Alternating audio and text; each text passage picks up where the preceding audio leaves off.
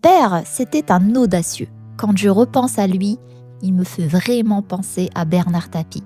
Pas parce qu'il était riche ou célèbre, mais parce qu'il avait cette énergie. Toujours sûr de lui, toujours prêt à tenter. Il ne savait pas toujours faire, mais il disait toujours qu'il savait faire. Un jour, une voisine arrive avec une vieille radio en panne. Mon père ne bricolait pas du tout, mais il la regarde et dit « Donne, je vais te la réparer ».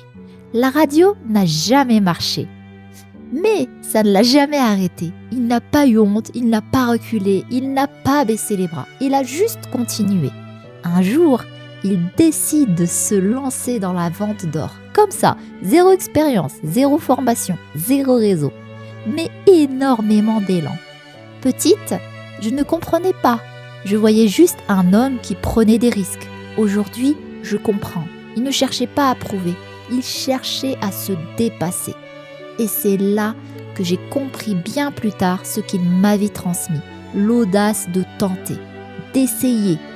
Plus tard, quand je suis devenue entrepreneur, je me suis retrouvée dans un tout autre monde.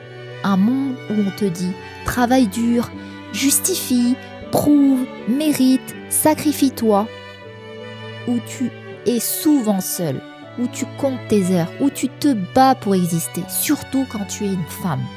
Pendant des années, j'ai suivi ce modèle. J'ai bossé sans relâche, j'ai voulu être parfaite, irréprochable. Sur le papier, j'avais réussi. Mais à l'intérieur, j'étais épuisée, déconnectée de mon essence, sous pression. Parfois, je me suis même dit, peut-être que ce monde n'est pas fait pour moi. J'ai connu la solitude entrepreneuriale, les doutes, les comparaisons, la peur du jugement, la peur de parler, la peur de déranger. Et puis, je me suis souvenue de mon père. Pas de ses réussites, pas de son argent, mais de son audace tranquille. Lui n'attendait pas d'être prêt. Il ne cherchait pas la méthode parfaite ou la stratégie parfaite. Il ne se demandait même pas s'il était légitime. Il tentait. Et c'est là que j'ai compris quelque chose de très profond. Moi, j'avais appris à me protéger, à me justifier, à mériter. Lui m'avait appris, sans le savoir, à oser. Ce que ça m'a transmis, quand je regarde tous les projets que j'ai lancés dans ma vie, je réalise une chose, je n'y connaissais rien au début. Pas le bon réseau, pas les bons codes, pas la bonne méthode. J'ai appris en marchant, en recommençant, en tombant.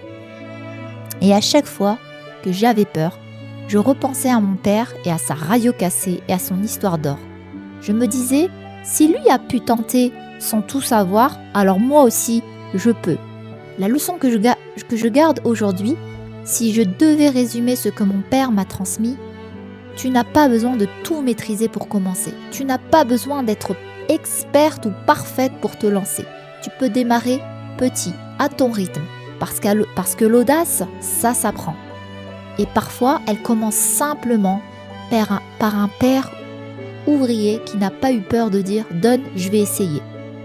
Alors oui, aujourd'hui, quand j'ose, quand je prends la parole, quand je lance un projet, quand je doute, je ne pense pas à ce que le monde attend de moi.